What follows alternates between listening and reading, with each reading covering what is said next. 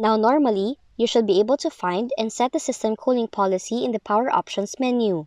But if you don't find it there, here's how to fix it. For the first fix, use the PowerShell app. What you would need to do is open PowerShell, enter the following command in the PowerShell, then hit enter to run it. After that, you can now go ahead and set the policy.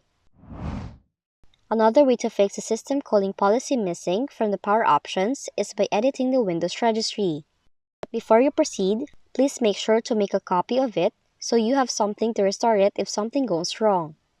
So to start, click on an empty part of the desktop, then right-click, select New, choose Text Document, and name it at Add System Cooling Policy.reg. Now with this, you have basically created a registry file on Windows here.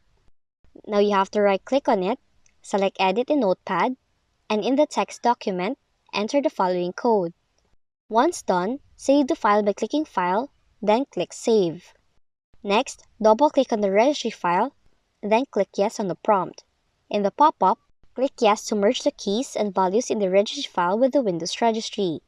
You should now see the system cooling policy in the Power Options menu. So that's how to fix if you have missing system cooling policy on your Windows computer. If you found this video helpful, kindly like and subscribe. You may also click and turn on the notification bell so you can be notified from whenever we release new videos.